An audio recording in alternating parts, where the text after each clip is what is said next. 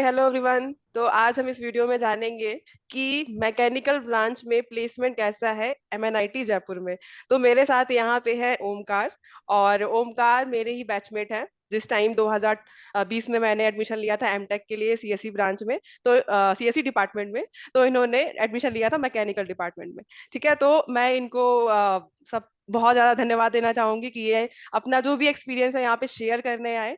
और मुझे लगता है कि बहुत सारे जो बच्चों का डाउट था वो वीडियो के कमेंट में लिखते थे कि मैम ये मैकेनिकल ब्रांच का जो है वो प्लेसमेंट कैसा होता है क्या नहीं। और मैं बोली भी थी कि 100% प्लेसमेंट है, बट किसी ने मेरा बिलीव किया है कि नहीं किया पता नहीं। बट आज हम कंफर्म करेंगे कि है कि नहीं। ठीक है, तो वेलकम हेयर ओमकार। और बहुत बहुत आपका हम्म, धन्यवाद कि आप यहाँ पे आए। और सच में बहुत अच्छा फील कर रही हूँ कि आप इतना, आपकी वजह से बहुत सारे लोगों की हेल्प होगी। और जैसे कि अभी सीसीएमडी काउंसलिंग चल रही है और 24 जून लास्ट डेट है। तो क्या होगा कि जैसे सीएससी के लिए तो ठीक है, चीजें हो रही हैं, हर एनआईटी बेस्ट है। लेकिन मैकेनिकल ब्रांच में आज जो मिथ हर जगह फैला हुआ है कि मैकेनिकल के लिए पीएसयू है और उसके लिए कुछ नहीं है, जो भी मतलब बहुत सारे मिथ्स हैं बाहर। तो अभी हम बस ये जानना चाहते हैं कि मैकेनिकल ब्रांच में एमएनआईटी जयपुर में प्लेसमेंट कैसा है। तो सबसे पहले मैं आपसे ये बोलना चाहूंगी कि प्लीज आप अपना गेट स्कोर बता दीजिए, जो भी आपकी काउंसलिंग से पहले की जो जर्नी है उस पे हम एक बार देख लेते हैं। जी बताइए। okay. Thanks, Nilu, for inviting me. I will share my whole journey. Hmm. So, first of all, मैंने जब स्टार्ट किया था गेट का प्रिपरेशन करना तो काफ़ी टफ था। फिर धीरे धीरे मैंने प्रिपरेशन किया। मेरे को पहले मेरे मेरे को एमटेक करने का मन नहीं था, पहले हम्म। पीएसयू पे फोकस था। बट लगा कि एमटेक एक इम्पॉर्टेंट पार्ट है कि अगर तुम आप बीटेक किए हो तो एक स्किल्स ऐड करना है, आपके पास एक नॉलेज गेन करना है, तो एमटेक एक आपके लिए एक अच्छा पार्ट है। और उस टाइम कोविड का भी टाइम था, तो मैंने हम्म। गेट दिया था। गेट में मेरा स्कोर था 565, अप्रॉक्स 55 मार्क्स था। हम्म। सो और ओबीसी कैटेगरी में मेरा रैंक अप्रॉक्स 7000 समथिंग था। तो ओके, तो ओबीसी मैंने जर्नी कैटेगरी से। स्टार्ट की जी जी बोलिए। मैंने जर्नी स्टार्ट की कि पहले जब मेरा गेट स्कोर आया एमटेक का, मैंने डिसाइड किया कि करना है, तो मैं स्टार्ट किया बहुत सारा रिसर्च करना कि कौन से एनआईटीज में जाना है या कौन सा आईआईटीज मिल सकता है। तो हम्म। मैंने 3-4 आईआईटीज का ही फॉर्म भरा था, जैसे आईआईटी भुवनेश्वर का, फिर आईआईटी हम्म। खड़गपुर का और आईआईटी मद्रास का। लेकिन आईआईटी मद्रास और आईआईटी खड़गपुर ये सब का मैंने बहुत नीचे वाला ब्रांच डाला था, क्योंकि गेट स्कोर मेरा उतना हाई नहीं था। हम्म। फिर मैंने एनआईटीज का स्टार्ट किया, तो एनआईटीज में मैंने टॉप एनआईटीज से स्टार्ट किया था।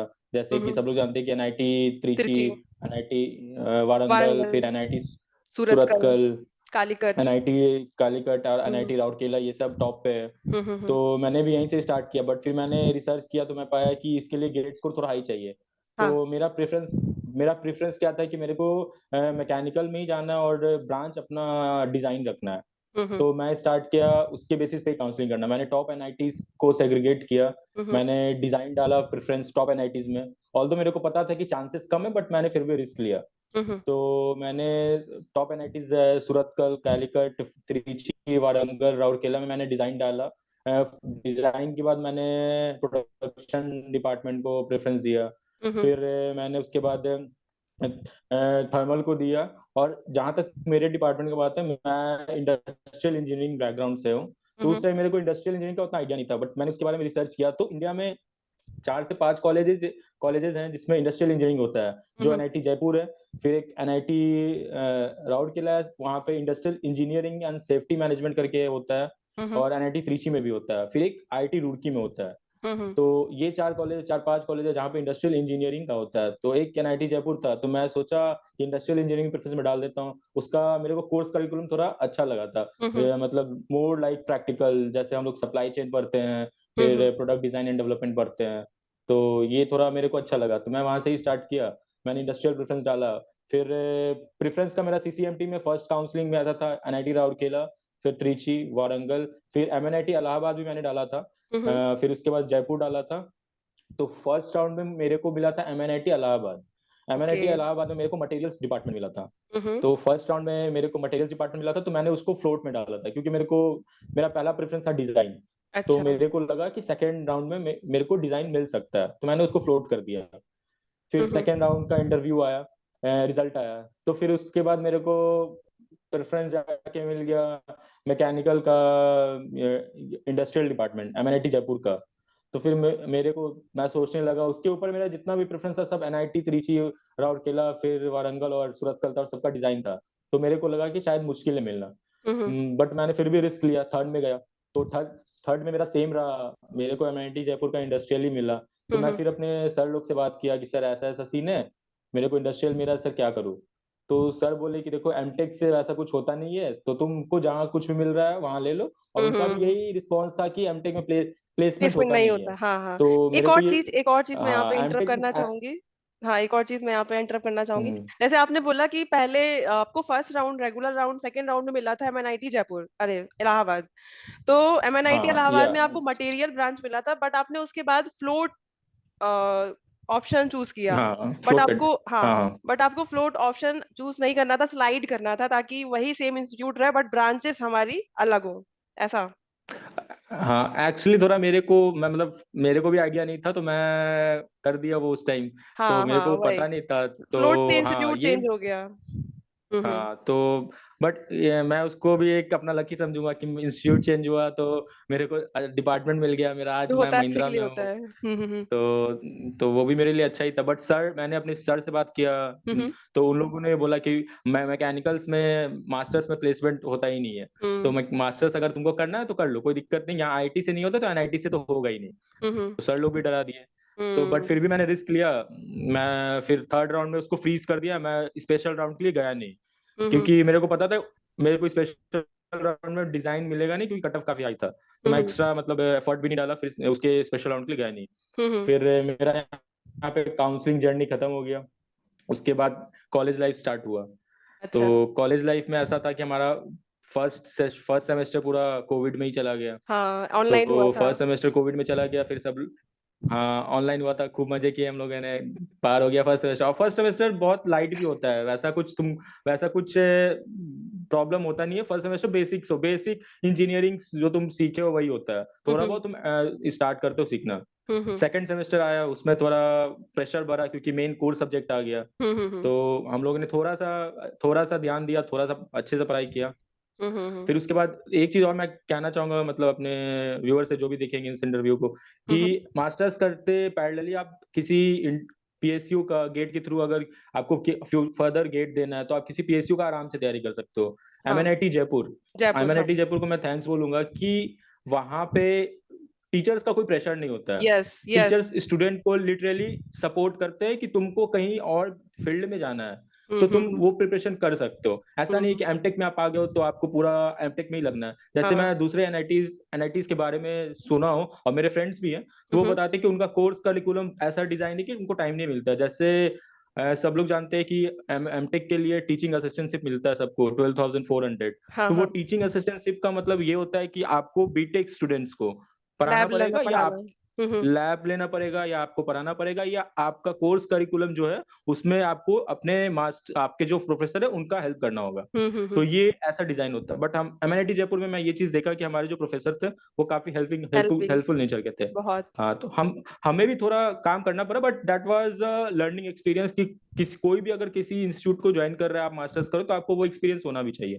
तो hmm that was a good experience for me also. Hmm but ऐसा है कि वहां पे अगर किसी को गेट का या किसी को पीएसयू का तैयारी करना है तो वो पैरेलली अच्छे से कर सकता है, टाइम हम्म आपको अच्छा सफिशिएंट मिल सकता है। हम्म और क्या, इसके बाद सेकेंड ईयर, फर्स्ट सेमेस्टर खत्म, सेकेंड सेमेस्टर खत्म हुआ, तो अब आया प्लेसमेंट का टाइम। हाँ। तो अब सबको डर लगना स्टार्ट होता है कि प्लेसमेंट का क्या होगा। ऊपर से पहले से ही हम लोग को डर था कि मैकेनिकल का प्लेसमेंट कहीं होता नहीं है। होता नहीं है तो हम भाई। लोग को पहले, और कंपनी आती नहीं है, हम्म सब लोग बोलता है सिर्फ सीएससी का ही प्लेसमेंट होता है, इलेक्ट्रॉनिक्स का प्लेसमेंट होता है। तो फिर डर तो सबको होता है, हमें भी डर और लग रहा था फ, अपने, हम सीएस के स्टूडेंट अपने। हाँ हाँ। जैसे कि मेरी आपसे भी बात जब व्हाट्सएप पे होती थी, तो आप मुझसे यही बोलते थे कि तुम्हारा प्लेसमेंट तो हो ही जाएगा, हमारा क्या होगा। तो ये चीजें थी, हाँ लेकिन तो प्लेसमेंट सबसे पहले आप ही का हुआ, आई मीन मतलब मैकेनिकल में। हाँ हाँ, बताइए। हाँ तो यही प्रॉब्लम है, क्योंकि एक मैकेनिकल में एक अंदर डर भी होता है। बट एक चीज हम्म। और है, अगर आप एमटेक कर रहे हो तो एनआईटी या आईआईटी से कर रहे हो तो श्योर शॉट है आपका प्लेसमेंट हो होगा ही जाएगा। होगा। क्योंकि क्योंकि आप अगर थोड़ा एफर्ट डाल दिए ना अपने तरफ से, जैसे मान लो कि आप कोर ब्रांच से हो, आप अगर मैकेनिकल के थ्रू आपका ज्यादा इंटरेस्ट नहीं है, तो आप आराम से 1 1.5 साल में कोडिंग सीख के आप स्विच भी करते हो सीएस की तरफ, क्योंकि वहां पे जितनी भी कंपनीज आती है maximum companies open to all रखती हैं। तो हम्म। आपके पास अगर कैलिबर है, आपके पास स्किल्स है, तो आप जा सकते हो उसमें जा भी। सकते हो। But if you want to stay in mechanical, then you have to increase your skill up to that level, so that company आपको हायर करे उस लेवल के लिए। हम्म। तो हम्म। फिर हमारा जर्नी स्टार्ट हुआ प्लेसमेंट का, प्लेसमेंट सीजन आ गया, तो हम्म। फर्स्ट राउंड हमारा प्लेसमेंट स्टार्ट हुआ। तो हम्म। हुआ क्या कि पहला मेरा जर्नी स्टार्ट हुआ सीमेंस से। तो हम्म। सीमेंस का मैंने रिटेन टेस्ट दिया। हम्म। सीमेंस ने रिटेन दिया और वो भूल गई, जैसे कि कंपनी में आई, कॉलेज में आई, उसका भूल गई। तो उसका हाँ। ना रिजल्ट आए टाइम पे, ना कुछ है। In the meantime L N T आ गया हमारे कॉलेज में। हम्म। तो एलएनटी लार्सन एंड टूब्रो आई। तो वो पहले उसका प्रोसीजर क्या था कि हम लोग पहले टेस्ट होता है, हम्म। रिटेन टेस्ट होगा। फिर रिटेन टेस्ट के बाद आपका फर्स्ट राउंड ऑफ इंटरव्यू, फिर सेकंड राउंड ऑफ इंटरव्यू। तो ये जो तो कंपनी है ये कोर ब्रांच है मैकेनिकल की, कि आपने इसके लिए कोडिंग वोडिंग कुछ किया था? नहीं, मैंने कोई कोडिंग नहीं किया था। मैंने जितना अपना ब्रांच में पढ़ा था और जितना मेरा मैकेनिकल बैकग्राउंड का नॉलेज था, जो हाँ भी हाँ। मेरा सब्जेक्ट मैंने पढ़ा था, प्रिपरेशन किया था गेट के लिए। हाँ हाँ। तो उस टाइम मैंने जितना भी किया था, हाँ हाँ। मैं बस उतना ही टेस्ट सीखता, मैंने कोई कोडिंग वगैरह सीखा नहीं। ऑल्दो अच्छा। मैंने सोचा था, मैं स्टार्ट भी किया था पाइथन थोड़ा सीखना, हाँ बट हाँ। लिटरली मेरे को मन नहीं किया, तो मैं छोड़ दिया करना। मैं सोचा कि अब जो होगा कोड में ही होगा, बाकी मेरे से तो सीएस का हो नहीं पाएगा। हाँ, तो जैसे कि तो एलएनटी के लिए आपने एनरोल किया, तो जैसे गूगल फॉर्म कॉलेज वाले भरवाते थे कि हाँ ये कॉलेज, गूगल फॉर्म इन्फॉर्मेशन भरो। फिर उसके बाद हमारे पास एक रिटन टेस्ट की लिंक आती थी। पहले स्क्रीनिंग आता था कि कौन कौन लोग रिटन टेस्ट के लिए क्वालिफाई हुए हैं। फिर एग्जैक्टली। हाँ, फिर उसके बाद वो लिस्ट आने के बाद फिर रिटन टेस्ट लिंक जाता था जिसके जो भी क्वालिफाई करता था उसके पास ईमेल पे। उसके बाद फिर हमारा एग्जाम स्टार्ट होता था। तो उसमें जो एग्जाम में पूछे गए क्वेश्चंस थे कैसे थे, ऑब्जेक्टिव टाइप के कौन कितने क्वेश्चंस थे, और जो भी सब्जेक्टिव टाइप के हो, जैसा भी हो, आप बता सकते हैं क्या? हम्म। एलएनटी का इंटरव्यू रिटेन जब हुआ था, तो हाँ। उसमें क्या था कि तुम आपका टोटल 150 क्वेश्चंस थे। 150 जिसमें से क्वेश्चन? आप हाँ, जिसमें हम्म। से आपका रेशियो था 50 मार्क्स था आपका apti plus reasoning plus English, hmm. And 100 marks approx technical technical side था। लेकिन अच्छा। सब एमसीक्यू टाइप थे, सब एमसीक्यू? एमसीक्यू थे, कोई नेगेटिव हाँ, मार्किंग कोई हुई? सब्जेक्टिव नहीं था। नेगेटिव मार्किंग एक्चुअली वहां पे ऐसा कुछ मेंशन नहीं था, तो आई थिंक नेगेटिव नहीं था। तो अच्छा, उसमें जो क्वेश्चंस आपको थे। जितना अटेम्प्ट जी। करना। जो क्वेश्चंस थे वो गेट लेवल के थे या फिर गेट के प्रीवियस ईयर क्वेश्चंस थे, ऐसा कुछ कोई लिंक गेट से रिलेटेड? आई थिंक मतलब टेक्निकल में मैंने देखा कि कुछ क्वेश्चंस थे, मतलब अप्रोक्स 100 में से तुम आप 10 या 15 क्वेश्चन कह सकते हो कि आपको गेट से मैच कर सकता है ऑब्जेक्टिव टाइप में। बट हम्म। बाकी बेसिक क्वेश्चन थे, मतलब अच्छा। मैकेनिकल के बेसिक थे। हम्म। और एप्टी और रीजनिंग का बात हुआ, तो एप्टी और रीजनिंग के लिए मैं यही कहूंगा कि एप्टी और रीजनिंग बहुत ज्यादा टफ साइडेड नहीं था, बहुत medium medium to easy easy कह सकता हूँ मैं। अच्छा। बट उसके लिए भी लोगों को प्रिपरेशन करना चाहिए, क्योंकि ऐसा है कि किसी राउंड में होता है क्या है कि किसी भी कंपनी का एप्टीट्यूड रीजनिंग थोड़ा टफर साइड होता है, बट इंटरव्यू राउंड इजी होता है। हाँ तो हाँ। अगर आप रिटेन रिटेन को क्वालिफाई कर लेते हो, तो आपको इंटरव्यू क्रैक करना इजी हो जाता है। अच्छा। तो एप्टीट्यूड के लिए मैं ये बोलूंगा कि थोड़ा ब्रश अप करना जरूरी है, प्रैक्टिस करना जरूरी है, क्योंकि हम्म। उस टाइम लिमिट में हाँ 50 क्वेश्चन सॉल्व करना इज अ चैलेंजिंग टास्क। हाँ। सब लोग नहीं कर पाते हैं। बट वहां पे है कि आप पूरे कॉलेज में 500 स्टूडेंट अगर प्लेसमेंट में बैठ रहे हो, तो उसमें से आपका लगभग 100 150 स्टूडेंट ऐसे क्वालिफाई करोगे। तो हाँ। उसमें भी आपको चैलेंजेस है कि वो ओवरकम करना है। तो तो 150 क्वेश्चंस के लिए कितना टाइम अलॉट हुआ था टोटल? 150 क्वेश्चन के लिए वो उन लोगों ने 2 आवर 30 मिनट्स आई थिंक दिया था। एग्जैक्टली मैं रिमेम्बर नहीं हूँ, लाइक 2 आवर 30 मिनट्स ऐसा ही था। अच्छा, फिर भी बहुत कम लग रहा है। 2 hour 30 minutes is like 150 minutes, तो 150 हम्म। पर क्वेश्चन 1 मिनट। तो उसमें भी था कि आपको आपको आप स्पीड मेंटेन करोगे तो क्वेश्चन सॉल्व हो सकते हैं। बट वही है, इट्स नॉट इम्पोर्टेंट कि आपको सब क्वेश्चन सॉल्व ही करना है, इट्स इम्पोर्टेंट कि आपका एक्यूरेसी इंपॉर्टेंट है, हाँ, कि आप जितना सॉल्व करो वो सही। सही है। और तो और ये भी चीज पूछूंगी कि जैसे कि हम लोग कि जैसे कि मान लीजिए 2 आवर्स अलॉट हुआ एग्जाम के लिए, जैसे ही आपने एनरोल किया, तो ऐसा भी होता है कि एलएनटी वेबसाइट में, क्योंकि मैंने भी दिया है शायद एक था एलएनटी का ही दिया था शायद मैंने भी एक एग्जाम, तो वो मेरे सिस्टम में खुल ही नहीं रहा था, ओपन नहीं हो रहा था, या फिर इंफॉर्मेशन उसके लिए ज्यादा भरनी पड़ती है। पूरा आपको डिटेल भरना पड़ता है, उसको भरने में ही आपके 20 मिनट चले जाते हैं। तो वो पहले से ही सब अच्छे से करके बैठना है एग्जाम होने से, क्योंकि जब लोग सोचते हैं कि वो मान लीजिए अगर 10 AM से आपका एग्जाम स्टार्ट है, तो वो 10 AM से ही बैठते हैं। तो हमें ऐसा नहीं करना है, हमें 9:30 बजे से लैपटॉप खोल के इन्फॉर्मेशन भर के फिर 10 AM जो है वो हमें सिर्फ एग्जाम के लिए ही रखना है, कि हाँ हमें उसमें एग्जीक्यूशन देना है, कि उसमें सॉल्व करने हैं क्वेश्चंस वगैरह। तो जी यही हम्म। बस बोलना था। हम्म। तो इसमें भी था कि जैसे एलएनटी का एग्जाम जो हुआ था वो स्केड्यूल देती थी, जैसे कि आपका 10 से 1 एक स्लॉट हुआ, फिर 1 से 4 एक स्लॉट हुआ। तो ये हम्म। स्लॉट टाइमिंग उनका डिसाइडेड था कि इस अच्छा। स्लॉट में इतने स्टूडेंट का एग्जाम होगा, इस स्लॉट में इतने स्टूडेंट का एग्जाम होगा। और आपने जैसा कहा, ये भी सही कहा कि पहले 20 to 30 मिनट्स आपको डिटेल भरना है, उस वो पूरा डिटेल्स लेती है आपके 10 12 ग्रेजुएशन आपने कहाँ से हाँ। किया है, 10th कम 12th का ग्रेजुएशन कहाँ से किया, तो पूरा फुल डिटेल्स भरना है, तो वो भरने में काफी टाइम भी लगता है। तो आपने जैसा बोला कि ये एक्यूरेसी भी होना चाहिए कि आप एक गो में आप पूरे डिटेल्स को अच्छे तरीके से फिल करो और फिर पूरे अच्छे से एक्यूरेसी से क्वेश्चन को सॉल्व करो। और 10 12 तो का कोई क्राइटेरिया भी होता है, मतलब कि जैसे कि मेरा तो नहीं था, 10 12 में मेरे 60 से लेस मार्क्स थे, और इसीलिए शायद वो टेस्ट मेरे लिए ओपन नहीं हो रहा था। तो ऐसा कुछ है क्या, ज्यादा कतर कंपनी 10 12 के मार्क्स देखती हैं ओवरऑल सब? 10 12 का मार्क्स मैटर नहीं करता है रिटर्न या इंटरव्यू में, उनका बस एक क्राइटेरिया होता है कि आपका 65% होना चाहिए। हम्म। उनके एलिजिबिलिटी क्राइटेरिया में लिखा होता है कि 65% you have through out 65%, like 10 12 and graduation.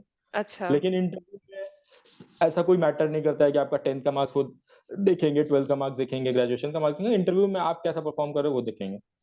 हाँ लेकिन ये भी है ना कि अगर हम एलिजिबल नहीं है तो हम उस फॉर्म को ही नहीं भर पाएंगे ना, उस कंपनी से जो भी हाँ फॉर्म। ये तो मैटर है। हाँ अगर, हाँ। हाँ आपका अगर 10th में या 12th में अगर मार्क्स नहीं है तो हाँ फिर आप एलिजिबल नहीं हो पाओगे। बट वही है कि मैक्सिमम कंपनीज, कुछ कुछ कंपनीज ही होती है जो मतलब उनका ऐसा होता है कि बहुत हायर साइड रखती है, बाकी सब लोग 60 65% ही रखती है।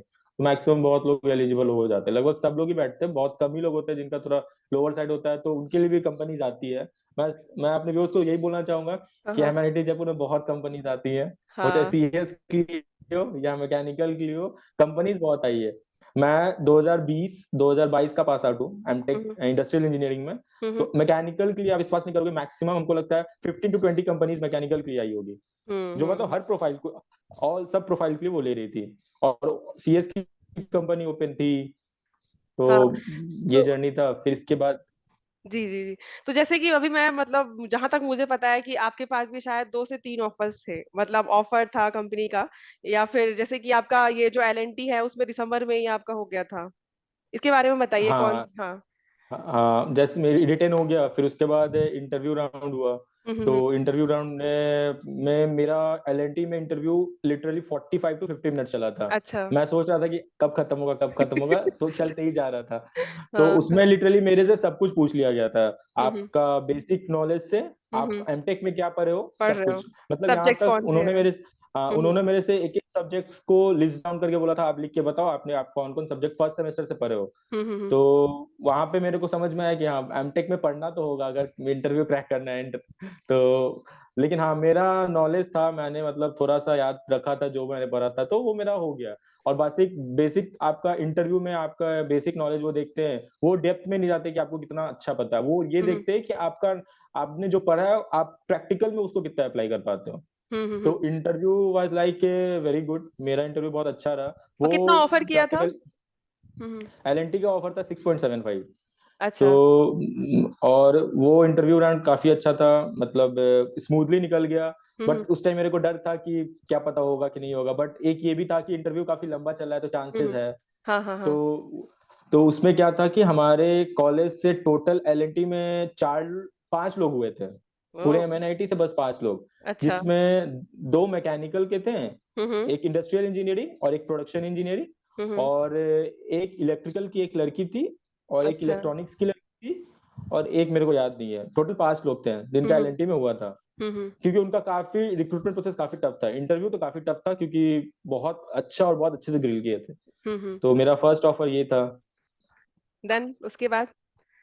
उसके बाद फिर से जर्नी स्टार्ट हुई। मेरे को एक चीज पता नहीं था, कॉलेज का लूप होल, कि आपका अगर एक बार प्लेसमेंट हो जाता है तो फिर आप प्लेसमेंट में बैठ सकते हो, बट क्राइटेरिया हाँ ये था कि 60% आपका सीटीसी से होना चाहिए, 1.5 टाइम्स होना चाहिए सीटीसी का अगर हाँ नेक्स्ट हाँ कंपनी आ रही है। हाँ हाँ फिर ब्रांच का प्लेसमेंट 60% होना चाहिए। हाँ तो हाँ। इन द मीन टाइम मेरी अच्छी अच्छी कंपनी काफी स्किप हो गई थी। बट हम्म। ठीक है, वो भी मतलब क्या मतलब प्लेसमेंट हो चुका था, इसलिए ऐसा था कि ये क्राइटेरिया इसलिए रखा जाता है कि दूसरे बच्चे को भी अपॉर्चुनिटी मिले। हाँ अगर बिल्कुल। आप, हाँ, आपके अंदर कैलिबर है तो ये हो सकता है कि आप सब कंपनी में बैठ जाओ, निकाल लो। तो हम्म। कॉलेज ये नहीं चाहते कि एक बंदे को 10 ऑफर मिल जाए और एक को कोई ना मिले। यस। तो उनका ये भी क्राइटेरिया अच्छा है। मेरे को मतलब उस टाइम लग रहा था, क्योंकि अच्छी अच्छी कंपनी हाथ से जा रही थी, काफी अच्छी पैकेज वाली, तो उस टाइम मेरे को डर भी लग रहा था कि मेरे फ्रेंड होता ही है एक के हाँ अंदर हाँ में वैसा वाला, कि डर लगता है कि यार मेरे और फ्रेंड है उनका अच्छे अच्छी जगह पे हो रहा है, मैं यहाँ पे, कंपनी अच्छी थी पर पैकेज थोड़ा कम था, तो उस टाइम लग रहा था। पर ठीक है, जो भी होता है अच्छे के लिए होता है। अच्छे के लिए होता है। तो उसके बाद क्या हुआ कि फिर से मतलब प्लेसमेंट स्टार्ट हुआ, तो उसके बाद आई डसॉल्ट सिस्टम। अच्छा। तो डसॉल्ट सिस्टम का एग्जाम हुआ, रिटेन हुआ। फिर उसका रिटेन, मैं वो एक डायरेक्ट मिनट रिटेन एक के। मिनट मैं इंटरप्ट करना चाहूंगी। मैं आपसे ये पूछना चाहती हूँ कि जैसे ही जो आप बोल रहे थे कि दोनों क्राइटेरिया था, तो बहुत सारी बीच में कंपनियां आई जो अच्छी अच्छी थी, और उसमें कितने मतलब आपके जो क्लासमेट्स थे, तो ओवरऑल कितने क्लासमेट का प्लेसमेंट हो चुका था? हाँ, तो जैसे मैं बताता हूँ कि जब मेरा प्लेसमेंट हुआ था तो मैं क्लास में थर्ड थर्ड पर्सन था, अपने थर्ड क्लास में पर्सन। थर्ड स्टूडेंट था। टोटल हाँ, स्ट्रेंथ कितनी थी क्लास की? तो टोटल स्ट्रेंथ 21 अप्रोक्स थी। हम्म। तो मेरा उस टाइम मैं थर्ड था क्लास में जिसका प्लेसमेंट हुआ था। इससे पहले दो लोग का और हो चुका था। हम्म। एज वो लोग एज इंटर्नशिप अच्छा, पे गए हुए थे। इंटर्नशिप। हाँ समझ गई। हाँ। तो उससे पहले भी 6 लोग जिंदल में इंटर्नशिप पे गए थे। महिंद्रा क्या एमएनआईटी से जिंदल में एक उनका कुछ एमयू साइन है, हाँ लाइक हाँ हर साल कुछ बच्चे को भेजते हैं इंटर्नशिप पे। हाँ तो हाँ जिंदल में 6 लोग, मैकेनिकल से 6 लोग इंटर्नशिप पे गए थे। हाँ हाँ। वो स्टाइपेंड देती है 15K के अप्रोक्स। हम्म। तो 3 लोग का उस टाइम प्लेसमेंट हुआ था। तो हम्म। ब्रांच का क्राइटेरिया है कि आपका 60% होना चाहिए। तो 60% तब होगा जब आप लाइक अप्रोक्स 15 स्टूडेंट या 14-15 स्टूडेंट्स का हो हाँ जाए। हाँ। तो फिर उसके बाद जर्नी स्टार्ट हुई, सबका प्लेसमेंट होना, फिर कंपनी आना स्टार्ट हुई। तो हम्म उसके बीच में एक बजाज आई, बजाज हम्म। ऑटो आई कंपनी। वो कितना उसमें एक, मतलब पैकेज दे रही थी? वो पैकेज 9.53 था उनका हाँ हाँ। पैकेज। हम्म। फिर उसके बाद टाटा मोटर्स आई। तो हम्म टाटा मोटर्स भी 10 LPA अप्रोक्स दे रही थी। हम्म। फिर उसके बाद मारुति सुजुकी इंडिया लिमिटेड आई। तो हम्म। उसका भी पैकेज अप्रोक्स 9.75 लाख था।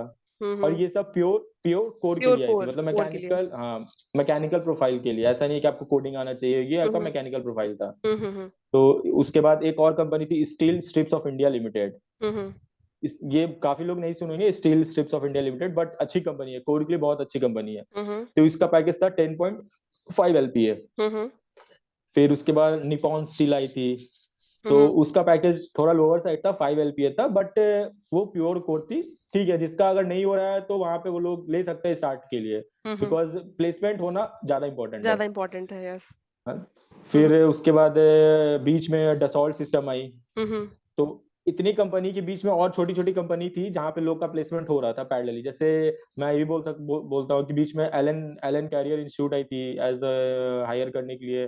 फिर एक फिजिक्स वाला है, वो भी आई थी हायर करने के लिए एज अ हम्म फैकल्टी। तो बीच हम्म। में पैरेलली ऐसे ऐसे हो रहे थे लोगों के। तो अच्छा। उसके बाद डसॉल्ट आई। तो जब डसॉल्ट आई तो मेरा चांस खुला।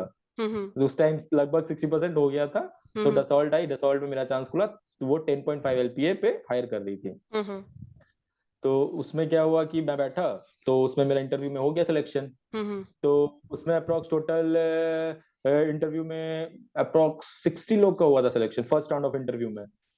तो six first round of interview चला अप्रोक्स 30 मिनट्स तक चला। हम्म तो मेरे को पहले लगा था कि शायद नहीं होगा, हम्म बट शायद इंटरव्यूअर जो ले रहा था उसने मेरे को कुछ देखा होगा, क्या बंदा अच्छा है, अच्छा है, जवाब दिया तो हो गया। उसमें हम्म। फर्स्ट राउंड ऑफ इंटरव्यू में। हाँ हाँ। सेकेंड राउंड ऑफ इंटरव्यू में फाइनल में 20 लोग सेलेक्ट हुए, 60 आउट अच्छा। ऑफ 20, 60 में 20 लोग। हाँ हाँ। तो वो 20 लोग मतलब मिक्स काइंड ऑफ थे, कोई इलेक्ट्रिकल से था, कोई इलेक्ट्रॉनिक से था, हम्म फिर मैकेनिकल से भी था लोग। तो डसॉल्ट को बेसिकली वैसा बंदा चाहिए था कि जो थोड़ा मैकेनिकल का भी नॉलेज रखता हो और थोड़ा कोडिंग भी जानता हो। अच्छा। तो मेरा जब सेकंड राउंड ऑफ इंटरव्यू हुआ तो इंटरव्यू डायरेक्ट मेरे से पूछा कि आपका टेक्निकल अच्छा है, आप टेक्निकल में एक्सेल कर सकते हो, बट आप ये बताओ कि आपको अगर मिक्स काइंड ऑफ प्रॉब्लम दिया जाए टेक्निकल प्लस कोडिंग तो आपका क्या ओपिनियन रहेगा। हम्म। तो शायद मेरा उस टाइम गलती था ये बोलना कि नहीं सर मैं टेक्निकल में ज्यादा अच्छा हूँ, तो मैं चाहता हूँ कि टेक्निकल में ही मेरे को प्रोफाइल दिया जाए या टेक्निकल के थ्रू मेरे को आगे दिया जाए। हाँ हाँ। तो वो लगभग ऐसे ही डिस्कशन हुआ 15 मिनट का, फिर बोला okay you can leave now, hmm result will be declared after some time. Hmm. तो मेरे को कहीं वहां पे लग गया था कि शायद ना होगा, मेरा नहीं होगा, बिकॉज मैंने थोड़ा इंटरव्यू को खुश नहीं किया, जैसा उनका एक्सपेक्टेशन था मैंने उस पे फुलफिल नहीं किया। अच्छा। तो फिर फाइनली रिजल्ट आया और उसके बाद 20 में से टोटल 8 लोग डसॉल्ट में हुआ, बट मेरा नाम नहीं था। हम्म। तो ये मेरा सेकंड इंटरव्यू था, मतलब सेकंड मैंने मेरा डसॉल्ट में हुआ नहीं, हम्म। बिकॉज मैंने थोड़ा जवाब सही नहीं दिया था। मैं बोल अच्छा। दिया कि मेरे को कोडिंग आता नहीं है ढंग से, तो मैं मैकेनिकल ज्यादा प्रेफर करता हूँ। हम्म तो मैं एक चीज अपने व्यूअर्स को बताना चाहूंगा कि कोडिंग मैकेनिकल के लिए इंपॉर्टेंट नहीं है। हम्म अगर आपके पास अपने बैकग्राउंड का स्किल सेट्स है हम्म तो आप एक्सेल कर सकते हो करियर में। हम्म। जैसे कि हाँ, मैटर ये करता है कि आप अगर एमटेक कर रहे हो तो आईआईटीज और एनआईटी से करना। अच्छा। बाकी बिट्स और कॉलेजेस हैं, जैसे बिट्स पिलानी हो गए, एमटेक हम्म एमटेक करना है तो फिर बीआईटी मिश्रा हो गया, फिर जादवपुर यूनिवर्सिटीज हो गया, अच्छे अच्छे इंस्टीट्यूट्स भी हैं, वहां से एमटेक करना बेनिफिट इसलिए क्योंकि प्लेसमेंट्स होता है, अच्छी अच्छी अच्छा। कंपनीज आती है। हम्म। तो स्किल सेट्स में मैं बताता हूँ कि क्या क्या होना चाहिए एज अ मैकेनिकल इंजीनियर। हम्म जैसा मैं अभी अभी महिंद्रा एंड महिंद्रा में हूँ, तो हम्म मेरे को प्रैक्टिकल नॉलेज काफी हुआ है, कैसे क्या स्किल सेट्स होना चाहिए। हम्म तो मैं मैकेनिकल स्टूडेंट्स को बता सकता हूँ कि क्या क्या अच्छे स्किल सेट्स को रख के आप लाइफ में एक्सेल कर सकते हो अपने करियर में। हम्म सबसे पहले आपका कैटिया, और आपके कैटिया आना चाहिए। कैटिया आपका 3D मॉडल कैसे प्रिपेयर करना है वो होता है। हम्म कैटिया मैक्सिमम कंपनी कैटिया पे काम करती है। हम्म फिर आपको अबैकस आना चाहिए। फिर आपको एनसिस आना चाहिए सिमुलेशंस के लिए। तो हम्म ये सब बेसिक्स स्किल्स होना चाहिए हम्म। किसी भी मैकेनिकल इंजीनियर्स के पास। जी। उसके तो बाद हाँ आप बोलिए, आप बोलिए। हाँ। अरे मैं ये बोल रही थी कि जैसे कि क्या होता है कि मैकेनिकल के लिए पीएसयू के ज्यादा मतलब होता है कि गेट के थ्रू पीएसयू में जाना है। तो एमएनआईटी जयपुर में प्लेसमेंट के टाइम भी पीएसयू मैकेनिकल के लिए आई होंगी, तो कौन सी पीएसयूज हैं जो आई थी गवर्नमेंट जॉब टाइप? मैकेनिकल के लिए बीटेक के लिए पीएसयू आई थी, बट अच्छा। मास्टर्स के लिए एक ऑफर आया था पीएसयू का, इंजीनियर्स इंडिया लिमिटेड का। बट अच्छा। वो फिर वो नोटिफिकेशन दी थी, बट वो फिर रिक्रूट नहीं की। ओके। पता नहीं वो क्या हुआ। वो नोटिफिकेशन आया था कि मास्टर्स को वो रिक्रूट करेगी, और hmm one of the best PSU में से आती है। उसका सीटीसी अप्रोक्स 16 to 18 लाख है। तो बट उसका रिक्रूटमेंट प्रोसेस फिर उसके बाद आगे बढ़ा नहीं। बट बीटेक के लिए तो काफी अच्छी अच्छी पीएसयूज आती है। तो अच्छा। वो बाद जैसे में हम कि लोग डिस्कस कर सकते हैं। हाँ हाँ। बीटेक में हमारा एचपीसीएल हो गया, फिर और भी केपीसीएल समथिंग कोई कंपनी, मेरे को एग्जैक्टली आइडिया नहीं है, बट एचपीसीएल आई है और बीपीसीएल, ये दो पीएसयू तो आई है, मेरे को ये पता है। अच्छा। ठीक है। फिर उसके बाद ये सेशन डसॉल्ट का खत्म हुआ, तो हम्म यहाँ पे क्या हुआ कि मैक्सिमम कंपनी आ चुकी थी। हम्म फिर हम लगभग जो भी प्लेस नहीं हुए थे, कुछ लोग वो लोग भी उदास थे कि अब कोई कंपनी आएगी कि नहीं आएगी। वो बट फिर टाइम क्या कब हुआ, था? जी। वो अप्रोक्स फरवरी मार्च था जब हमारा सेशन खत्म होने वाला था, अच्छा। लाइक हमारा सेशन जुलाई में खत्म होने वाला था, जून जुलाई में, तो वो फरवरी मार्च का टाइम था। हम्म तो फिर मिड फरवरी या एंड फेब में महिंद्रा का नोटिफिकेशन आया हम्म कि महिंद्रा रिक्रूट करने आई है। महिंद्रा एंड महिंद्रा ऑटोमोबाइल्स जो सब जानती है कि थार, स्कॉर्पियो एंड XUV700 अच्छी अच्छी सेफेस्ट कार इंडिया को दे चुकी है महिंद्रा ने अभी तक। हम्म तो महिंद्रा का आया, तो फिर महिंद्रा अपना नोटिफिकेशन लाई, तो उसका पहला रिटेन टेस्ट था। हम्म तो रिटेन टेस्ट सेम था, उसका अप्रोक्स 120 क्वेश्चन था।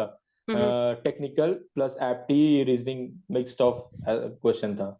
रिटेन अच्छा। टेस्ट बहुत लाइट था, इजी था, मतलब इजी टू मॉडरेट लेवल का था, टफर साइड नहीं था, तो रिटेन टेस्ट इजीली निकल गया। हम्म तो उसमें भी था कि मतलब सब लोग सिलेक्ट ऑफ कोर्स नहीं होते, उनका भी एक क्राइटेरिया होता है। वो क्राइटेरिया क्या होता है वो कंपनी जानती है, वो किसी और को डिस्क्लोज करती नहीं है। तो हम्म रिटेन टेस्ट क्लियर हुआ मेरा।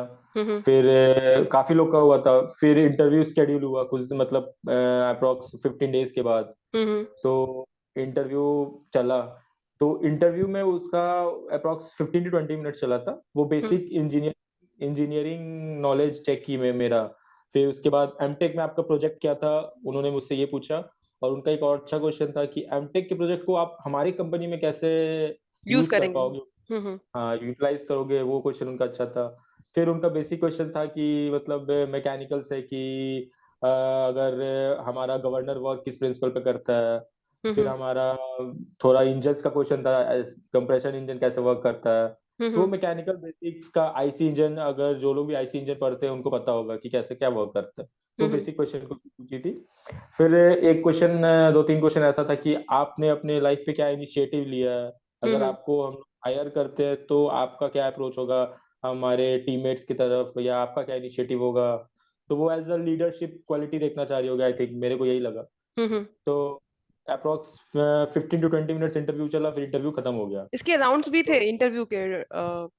नहीं, इसका एक ही राउंड था, रिटेन था। रिटेन पहले था रेज्यूमे शॉर्टलिस्टिंग, हम्म। रेज्यूमे के बाद रिटेन रिटेन हुआ, फिर उसके बाद रिटेन के बाद इंटरव्यू। इंटरव्यू। हम्म। हम्म। हाँ, उसके बाद फाइनल रिजल्ट डिक्लेयर हो गया। हम्म। तो महिंद्रा काफी लोग को हायर, मतलब इंटरव्यू कितना पैकेज में। दिया था महिंद्रा ने? महिंद्रा का था 10 LPA। ओके। हाँ, तो महिंद्रा ने काफी लोग को इंटरव्यू में शॉर्टलिस्ट किया था। कब अप्रोक्स 200 पीपल को शॉर्टलिस्ट किया था अप्रोक्स। 200? तो मेरे को एक्चुअली टाइम एग्जैक्ट डेटा नहीं पता है, बट हाँ। काफी लोग थे, क्योंकि अच्छा, हाँ, महिंद्रा। एक और चीज पूछना चाहूंगी। जैसे कि अभी आप बोल रहे थे कि आपको डिजाइन में चाहिए था, इसीलिए आपने एमएनआईटी इलाहाबाद से एमएनआईटी जयपुर में आए, इंडस्ट्रियल डिजाइन, मतलब प्रेफरेंस था आपका। तो अगर ब्रांचेस का भी कुछ फर्क पड़ता है प्लेसमेंट में, अगर कोई डिजाइन का नहीं है, या फिर मतलब जो डिपार्टमेंट वाइज प्लेसमेंट होता है, ऐसा मैंने अपने डिपार्टमेंट में देखा है, तो आपके में भी ऐसा होता है कि अलग अलग ब्रांचेस के हिसाब से होता है कुछ?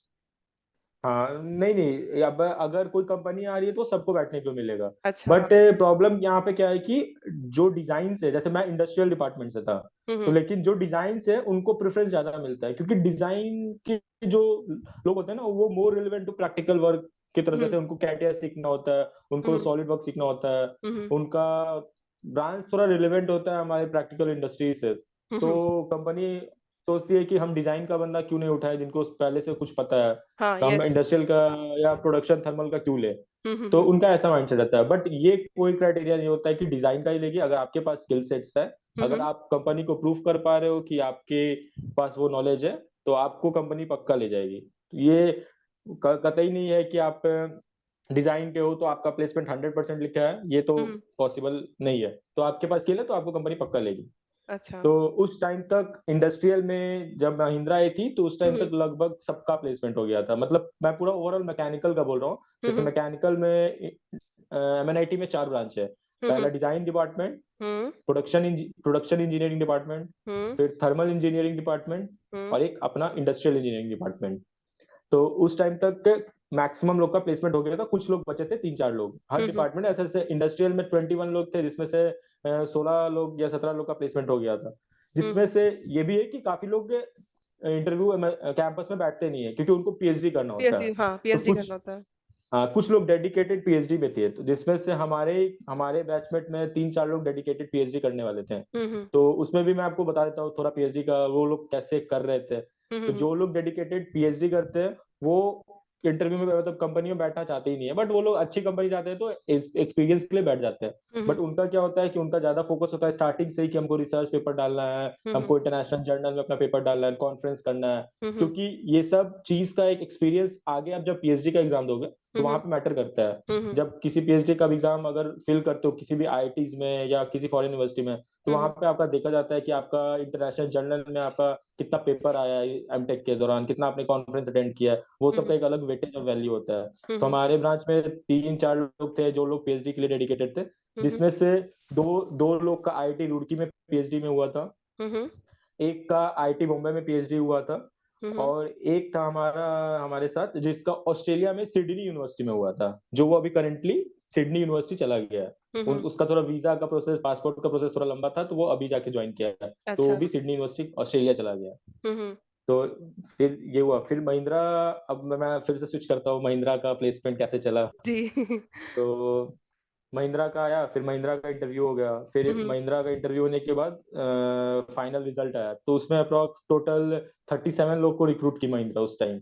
हम्म। और वो one of the mass mass recruitment था, मतलब पूरे जितनी कंपनी आई थी सबसे ज्यादा महिंद्रा उठाई थी। हम्म।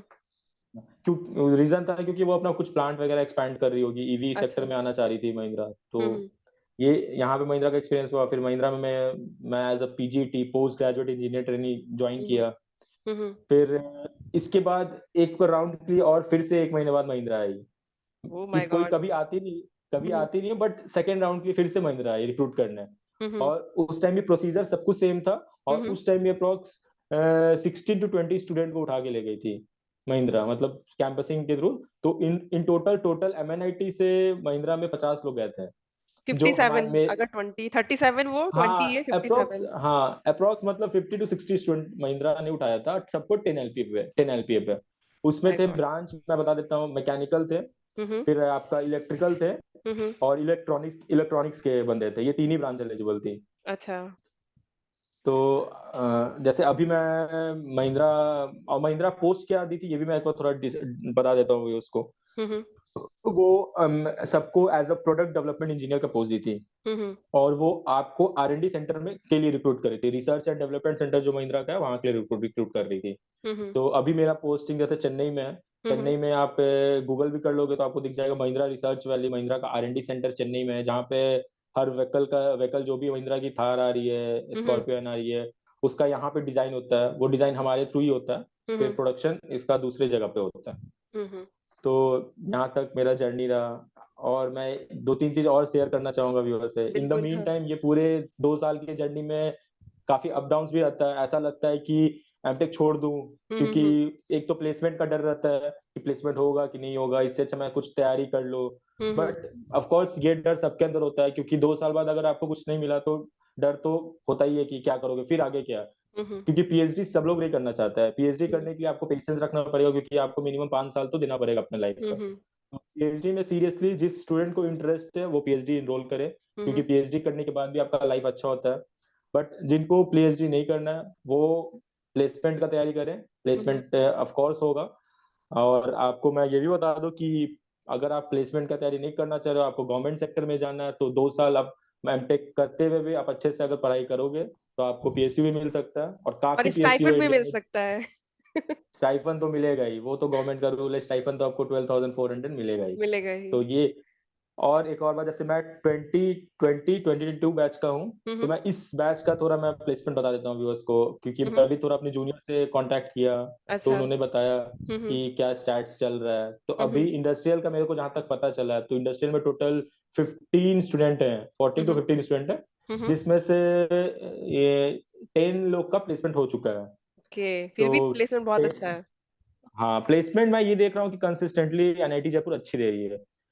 तो इसमें से आपका एक एक का बजाज में हुआ है, 4 लोग का टाटा मोटर्स में हुआ है, हम्म फिर 2 लोग का जाइडस हेल्थ केयर है उसमें हुआ है, फिर एक कोई जेके पेपर है, मेरे को भी आइडिया नहीं कंपनी का नाम एग्जैक्टली मेरे को। हम्म। तो ऐसे है, और एक का भी इंटर्नशिप चल रहा है किसी कंपनी में। अच्छा अच्छा। और बाकी दूसरे डिपार्टमेंट का भी प्लेसमेंट अच्छा ही चल रहा होगा मैकेनिकल में ही। लेकिन ओवरऑल प्लेसमेंट इस साल भी अच्छा चल रहा है। हाँ, एक तो और चीज पूछना चाहूंगी, जैसे कि अभी आप बोले कि कोर ब्रांच का आपने जो भी सिनेरियो बताया वो कोर ब्रांच का है।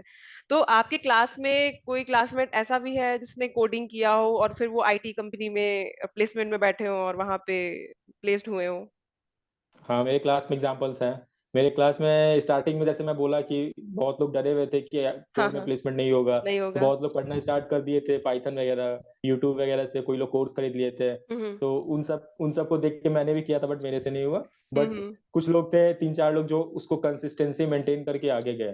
तो अच्छा। जैसे मैं बताया कि ये डसॉल्ट आई थी, तो हम्म डसॉल्ट बेसिकली कोडिंग चाहती थी। तो हम्म डसॉल्ट में हम हमारे ब्रांच से जो 2 3 लोग गए, उनको थोड़ा बहुत कोडिंग आता था, मतलब वो हम्म प्रो नहीं थे, बेसिक कोडिंग आता था। हम्म तो वो लोग जैसे डसॉल्ट में गए 10.5 एलपीए पे। हम्म एक हमारे क्लास का एक और क्लासमेट है, वो कोडिंग किया, पाइथन अच्छे से सीखा, और वो अभी मशीन लर्निंग और as a I think data analyst में किसी कंपनी में, दिल्ली में किसी कंपनी में, मेरे को एग्जैक्टली कंपनी का नाम नहीं पता, बट हम्म वो एज अ डेटा एनालिस्ट है। और हम्म। वो प्योर कोडिंग प्रोफाइल पे है, एज अ सॉफ्टवेयर डेवलपर है वहाँ पे।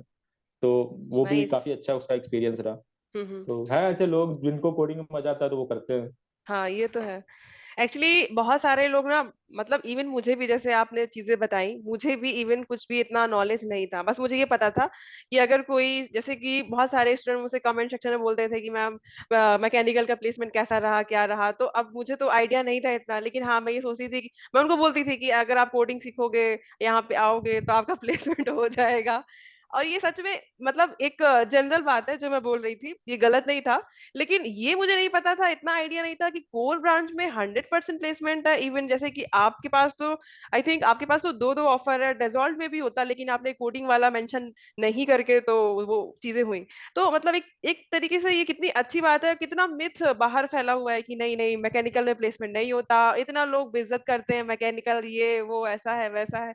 बट मुझे नहीं लगता, क्योंकि क्योंकि देखिए, अगर आप अभी मैकेनिकल ब्रांच से, कोर ब्रांच से आप 10 एलपीए में हो, तो मैं भी, मेरा भी पैकेज कोई हाई नहीं है, मैं भी सीएससी ब्रांच से हूँ, मेरा भी 12 एलपीए पैकेज है, अभी बढ़ गया, एक और हो गया, 13 हो गया। लेकिन यही चीज है ना कि कोई डिफरेंस नहीं है, आपको कोर ब्रांच में ना, मेरी भी कोर ब्रांच है। तो बहुत सारे, अगर किसी को कोडिंग सीख करके जाना है तो वो भी जा सकते हैं, कोर ब्रांच में भी है। जिसको एक होता नहीं है कि नहीं हम इंजीनियर हैं, हम सिविल इंजीनियर हैं, हम मैकेनिकल इंजीनियर हैं, तो हम यही रहेंगे। जिनकी जिद होती है कि नहीं हमने इतना एग्जैक्टली। इन्वेस्ट किया है टाइम, तो हम इसी ब्रांच में रहेंगे, हम हाँ स्विच नहीं करेंगे। तो उनके लिए हाँ भी मौके, एग्जैक्टली। बहुत सारे चीजें हैं। और जहां तक मुझे लगता है हम्म कि एमएनआईटी जयपुर में प्लेसमेंट बहुत अच्छा रहा मैकेनिकल का, मैं लोगों को बोलती थी 100% प्लेसमेंट है, बट फिर भी लोगों के अंदर डाउट होता है। और जैसे कि मैं अगर एमएनआईटी इलाहाबाद की बात करूं, तो वहां भी मेरे एक दो फ्रेंड्स हैं मैकेनिकल के, तो मेरी उनसे बात होती है, तो वहां पे इतना नहीं है, क्योंकि वहां पे टीचर्स प्रेशराइज किए थे स्टूडेंट्स को, तो वो खुद बोल रहे थे कि काफी प्रेशराइज किया हम लोगों को। तो ये भी है कि एमएनआईटी जयपुर में आपको फैकल्टी बहुत अच्छी मिलेगी जो आपको सपोर्ट करेगी, उसको पता है कि ओवरऑल आपका जो एक टारगेट है वो किस तरीके का है। मतलब फैकल्टी बोलने में तो ठीक है, लेकिन सबको पता होता है कि आप एमटेक कर रहे हो, तो थोड़ा सा आपको प्लेसमेंट चाहिए, तभी तो आप बीटेक के बाद एमटेक में आए हो। कुछ टीचर्स मतलब दिखाने के लिए तो ये होता है कि हाँ रिसर्च में जा रहे हैं, बट एग्जैक्टली। एक तरीके से प्लेसमेंट के लिए ही तो बच्चा जाता है। तो ये सारी एम चीजें हैं। हम्म। एमएनआईटी के प्रोफेसर्स का मेरे को ये क्वालिटी अच्छा लगा कि वो लोग एज अ मतलब एमटेक स्टूडेंट्स को एज अ मतलब क्या बोले, वो रिसर्च स्कॉलर वाले फील नहीं देते कि फील हाँ नहीं दे। तुमको एकदम रिसर्च हम्म। रिसर्च ही करना है। हाँ, if hmm. You have interest you can go for that. If you are hmm. Not interest, if you want to prepare for some other exam, he can give you space. Hmm. Like he can give that space कि you can prepare parallelly for some exams, so that at the end of mtech you have some job, either yes. from company placement, hmm. college placement, or either from outside. So ये हमारे professors का अच्छा था। In fact mechanical के हर department के professors काफी supportive रहे, as per my knowledge. ऐसा हम्म। कोई भी डिपार्टमेंट नहीं था मैकेनिकल का, चार डिपार्टमेंट में से, कि लोग बहुत प्रेशराइज कर रहे हैं कि हाँ तुमको ये करना ही है, डेडलाइंस दे रहे हैं। बट हाँ, आप अगर कॉन्सेंट्रेटली एक परफॉर्म कर रहे हो तो आपका एमटेक भी अच्छे से हो जाएगा और प्लेसमेंट भी हो जाएगा। और हाँ। मैकेनिकल, ये मिथ सच में सबकी जगह पे कि प्लेसमेंट नहीं होता है, नहीं नहीं होता। होता है, मैं मानता हूँ कि नहीं होता। लेकिन ये था आज से 3-4 साल पहले नहीं होता था। मतलब हमारे बैच से पहले वाले का बैच था हाँ कि हाँ। प्लेसमेंट बहुत कम हुआ था। बट अभी क्या है कि थोड़े मैकेनिकल सेक्टर में बूम आ रही है, जैसे ऑटोमोबाइल इंडस्ट्री में थोड़ा बूम आ रहा है, जैसे ईवी मार्केट में आ रही है, इलेक्ट्रिक व्हीकल्स आ रही है, तो उसके हम्म। लिए ओईएम्स को चाहिए। और वो हम्म। चाहिए तो वो कहाँ से उठाएंगे? वो अच्छे कॉलेज से उठाएंगे, टायर 1 टायर 2 कॉलेज से ही उठाएंगे। तो हम्म। हमारे एनआईटीज और आईटी से ही उठाएंगे। तो हम्म। अगर आप एनआईटीज और आईआईटीज में हो तो आपका प्लेसमेंट हो जाएगा, हम्म। चाहे वो आपका कोड में हो या नॉन कोड में हो, प्लेसमेंट होगा ही अगर आपके पास कैलिबर है तो। तो कैलिबर ये है। मैं एकदम दिमाग से निकाल देना है कि मैकेनिकल हो तो प्लेसमेंट नहीं होगा। हम्म। प्लेसमेंट होगा आइदर फ्रॉम कॉलेज, अगर आप प्रिपेयर कर रहे हो तो आपको बाहर गवर्नमेंट एग्जाम्स निकाल लोगे, आपको कई बार प्लेसमेंट हो जाएगा। हम्म। बस आपके पास डेडिकेशन होना चाहिए प्रिपरेशन का। आप हम्म। कॉलेज में प्लेसमेंट लो या बाहर चलो, हो तो जाना ही है। मैं खुद एक एक्सपीरियंस शेयर करना चाहूंगी यहाँ पे। शुरू शुरू में जब एमटेक के सेकेंड सेमेस्टर, जब ऑफ लाइन जो स्टार्ट हुआ था सेशन हमारा, कॉलेज हम लोग जाने लगे थे, तो क्या हुआ था कि हम्म मैं एक सीनियर से मेरा कांटेक्ट हुआ वहां पे। तो वो सीनियर मुझे बोले कि बेटा मैं यहाँ पे हूँ, आप मुझसे आके मिल लो। तो वो जो बोले थे कि मैं यहाँ मैकेनिकल डिपार्टमेंट में हूँ, तो मुझे बिल्कुल भी, क्योंकि उस वक्त मैं नई थी कॉलेज में, तो मुझे बिल्कुल भी आइडिया नहीं था कि मैकेनिकल डिपार्टमेंट है कहाँ। तो इसके बाद मैं गई और फिर मैं ढूंढ रही हूँ कि मैकेनिकल डिपार्टमेंट कहाँ लिखा हुआ है। तो फिर वो बोलते हैं कि फिर वो मुझे रास्ते मिल गया, बोलते हैं कि ये डिपार्टमेंट देख रही हो, यही मैकेनिकल डिपार्टमेंट है, और यहाँ पे 0% प्लेसमेंट है। उन्होंने ऐसा बोला, लिटरली उन्होंने ऐसा बोला कि यहाँ पे 0% प्लेसमेंट है। मैं शॉक्ड हूँ। मैंने कहा यार मैकेनिकल में ऐसा क्यों? तो बोले कि नहीं नहीं यहाँ पे ऐसा चलता आ रहा है। बट सच में जब मैं उस मतलब जो हमारा सेशन था उसमें जो प्लेसमेंट हुआ मैकेनिकल का, तो बहुत ही अच्छा था। क्योंकि मेरी तुमसे बात होती रहती थी आपसे, एमटेक के थ्रू हम्म भी तो देखते रहते थे, और बहुत सारे और भी जो भी कांटेक्ट में थे लोग, तो सब मैं पूछती रहती थी कि प्लेसमेंट हुआ। और फिर जो भी, अब यार एमएनआईटी में जो मेल है, मतलब जीमेल जो हम लोग को मिलता है, तो वहां पे सारे हम लोग को हम्म मेल वगैरह इन्फॉर्मेशन मिलती एग्जैक्टली रहती है कि किसका प्लेसमेंट हुआ था किसका नहीं हुआ था, तो इसके थ्रू भी हम लोग को पता एग्जैक्टली चलता रहता था। तो मुझे एकदम, मैं जब भी देखती थी कि वो मैकेनिकल में अच्छा इस बंदे का प्लेसमेंट हुआ, तो मैं उन सीनियर को याद करती थी, वो बोलते थे 0% प्लेसमेंट है। तो ये नहीं तो मतलब लोगों का मिथ है एक तरीके से, जिसको हम नहीं बोल सकते कि अगर 3 साल पहले जो चीजें हैपन हो रही हैं वो आगे चल के कंटिन्यू होंगी कि नहीं होंगी, हम एग्जैक्टली नहीं बोल सकते।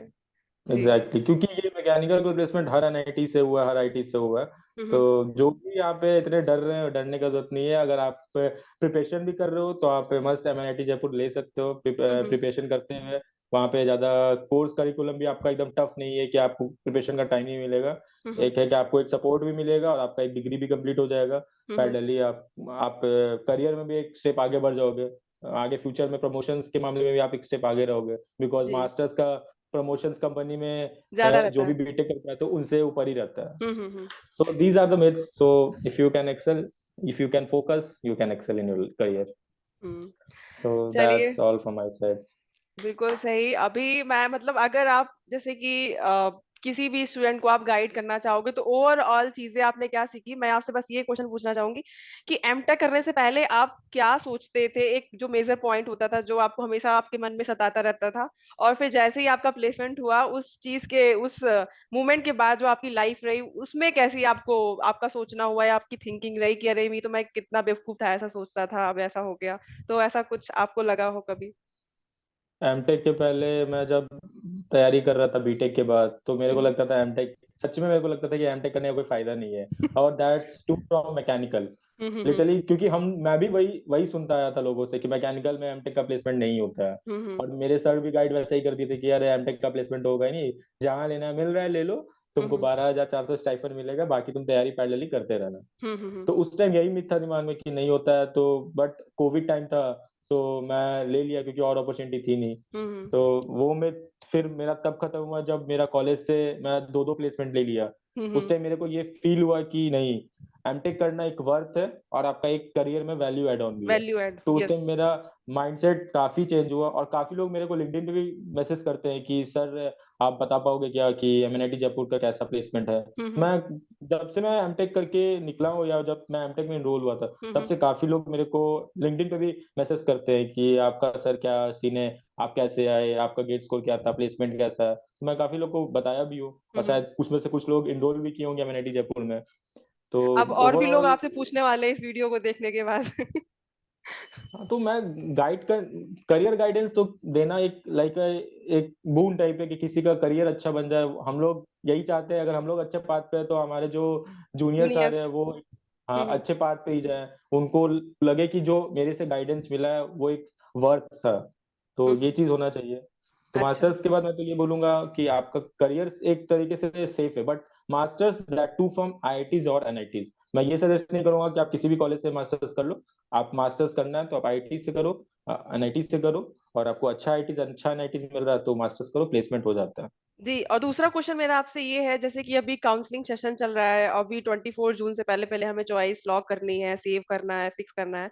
तो बहुत सारे लोगों को ये डाउट है, कुछ लोग क्या कर रहे हैं कि ब्रांचेस वाइज प्रायोरिटी रख रहे हैं, कुछ लोग टॉप इंस्टीट्यूट वाइज प्रायोरिटी रख रहे हैं। तो आपका क्या कहना है कि अगर कोई भी बच्चा मैकेनिकल से बिलोंग करता है, तो उसको क्या टॉप एनआईटीज के टॉप ब्रांचेस, फिर उसके बाद बाकी ब्रांचेस वाइज को प्रायोरिटी करना चाहिए, या फिर कॉलेज वाइज उसको प्रायोरिटी करना चाहिए? क्योंकि आपका अगर कोई सा भी लो वैल्यू वाला जो ब्रांच है उसमें गेट स्कोर हमें लो चाहिए होता है, तो एक तरीके से हम उस लो गेट स्कोर के थ्रू हम वहाँ हाई एनआईटीज में जा सकते हैं, जो हाई प्रायोरिटी की जो एनआईटीज होती हैं उसमें हम जा हम्म सकते हैं, एंटर कर सकते हैं। और जो भी कंपनी आएंगी हम उसमें प्लेसमेंट बैठ सकते हैं, क्योंकि डिपार्टमेंट वाइज प्लेसमेंट होता है, उसमें तो ऐसा कुछ होता नहीं है कि आप डिजाइन के हो तो आप हम्म अलग बैठोगे, आप उसके हो तो अलग, ऐसा तो कुछ होता नहीं है। एग्जैक्टली। हाँ, तो बस मैं आपसे यही पूछना चाहती हूँ कि आपका इसमें क्या विचार है कि कैसा करना चाहिए, क्या प्रायोरिटी रखनी चाहिए?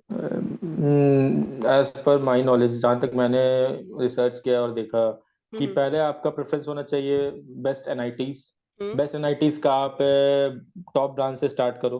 हम्म लाइक टॉप पहले सर्च कर लो टॉप 5 और टॉप 6 या टॉप 10 एनआईटीज कौन है।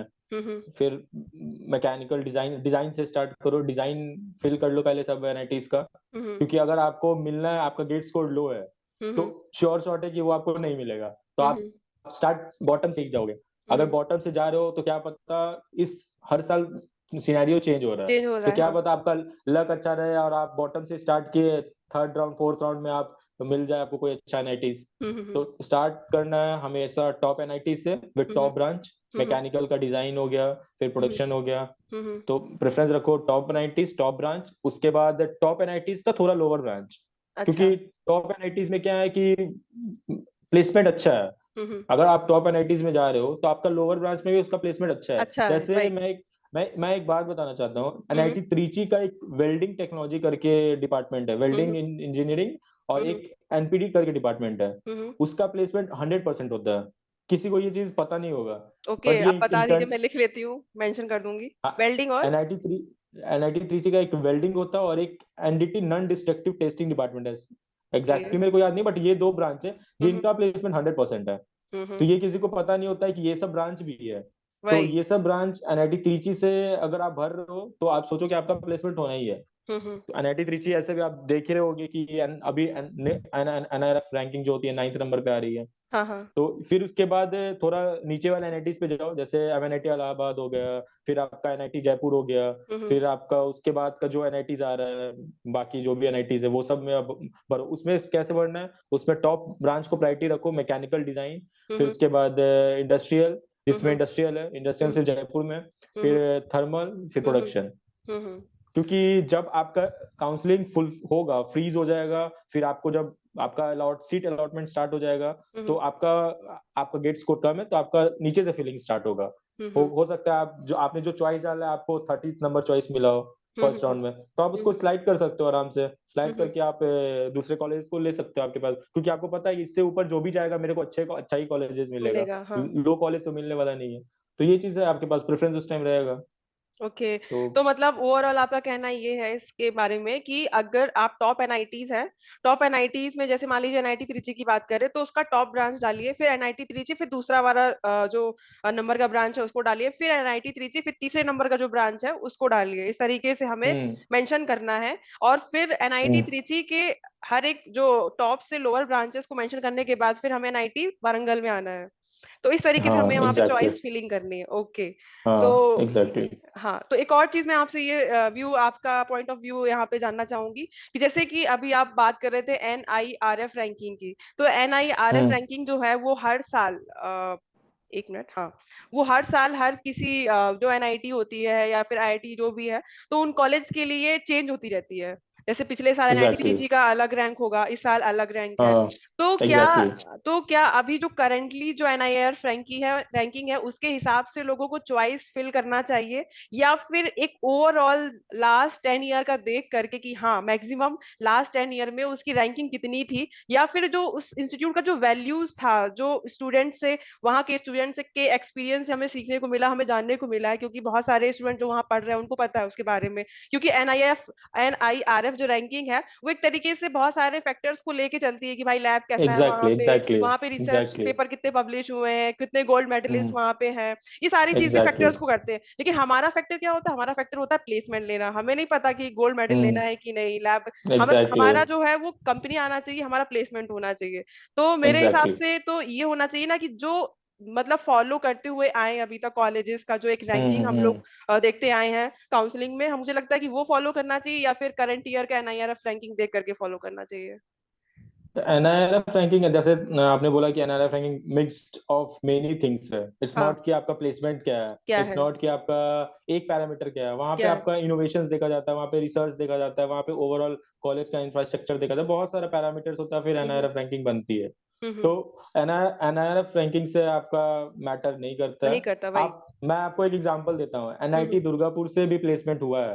एनआईटी हम्म दुर्गापुर बहुत नीचे है, तो वहां से भी मैकेनिकल का प्लेसमेंट हुआ है। ओ तो ये मैटर नहीं करता है कि आप एनआईटी त्रिची में हो तभी आपका प्लेसमेंट होगा, प्लेसमेंट होगा। मैकेनिकल में हो। हम्म हाँ, तो ये मैटर नहीं करता। आप पहले देखो प्लेसमेंट, आप देखो कौन से कॉलेज का प्लेसमेंट अच्छा है, आप सीनियर से बात करो, अगर आपको ज्यादा डाउट्स है बहुत आप जरूरी है सीनियर से बात करना। हाँ, क्योंकि ये बहुत बड़ा मिथ है कि आप मान लो एनआईटी त्रिची चले गए, आप बहुत लो ब्रांच ले लिए। बहुत सारा ऐसा ब्रांच है, जैसे एनआईटी त्रिची में कुछ, त्रिची का एग्जैक्टली मेरे को पता नहीं लो ब्रांच, बट एनआईटी सूरतकल भी टॉप पे जो आती है। एनआईटी सूरतकल का जैसे प्रोसेस इंजीनियरिंग डिपार्टमेंट है, बहुत लोग सोचता है कि एनआईटी सूरतकल में मेरे को ये डिपार्टमेंट मिल जाए, बट वो बहुत ही खराब डिपार्टमेंट है, वो लेके कोई फायदा नहीं है। उसमें तो कंपनी रिक्रूट भी नहीं करेगी आपको, क्योंकि वो डिपार्टमेंट के लिए बहुत सिलेक्टेड कंपनीज आती है।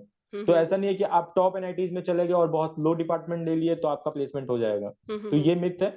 आप किसी लो एनआईटी में भी हो, अगर आपका डिपार्टमेंट हाई वाला अच्छा है, है। जैसे डिजाइन है, तो आप प्लेसमेंट ले लोगे, क्योंकि कंपनीज आती ही है। तो ये चीज हमेशा स्टूडेंट्स जो भी अभी सीसीएमटी का काउंसलिंग कर रहे हैं उनको दिमाग में ये रखना है कि हमारा डिपार्टमेंट अच्छा रखना है। अगर वो अच्छे एनआईटी से मिला तो वो तो बेस्ट है, अगर वो थोड़ा नो एनआईटीज में मिल रहा है तो हमको डिपार्टमेंट का प्रेफरेंस ज्यादा देना है, अगर अच्छा। उनको कोड में जाना है तो। ऐसा ओके। नहीं है कि हमको टॉप एनआईटीज मिलके कोई भी डिपार्टमेंट मिल जाए तो हम उसमें कर लें, वो करियर से गैम्बलिंग हो जाएगा फिर, तो वो चीज नहीं करना है। बीटेक के बाद अगर एमटेक कर लो, लेकिन प्लेसमेंट वाइज तो साथ में ही बैठते हैं ना सब लोग तो। मैं वही बोल रहा हूँ ना, अगर मान लो आप एनआईटी सुरतकल में हो, अगर हम्म वहां पे आप प्रोसेस टेक्नोलॉजी डिपार्टमेंट ले लिए या मटेरियल्स में कोई डिपार्टमेंट ले लिए, तो हम्म उनका प्लेसमेंट नहीं प्लेसमेंट नहीं होगा ना, क्योंकि कंपनी जैसे महिंद्रा जाएगी तो वो हम्म। मटेरियल्स को लेगी नहीं, अब ओके। मर्सिडीज जाएगी वो मटेरियल्स को लेगी नहीं, तो वहां पे बैठने को नहीं मिलेगा। लेकिन ओके। आप मैकेनिकल भी ले रहे हो, हम्म मैकेनिकल का आप इंडस्ट्रियल भी ले रहे हो, हम्म। तो क्योंकि वो मैकेनिकल का पार्ट है, तो ओके। आपको बैठने को मिलेगा। वहां पे कंपनी ये लिखती है कि एमई एलिजिबल, सिविल एलिजिबल, ये नहीं लिखती है कि आपका प्रोडक्शन एलिजिबल, थर्मल एलिजिबल। तो ओके। ये चीज ध्यान में रखना है कि आप हम्म।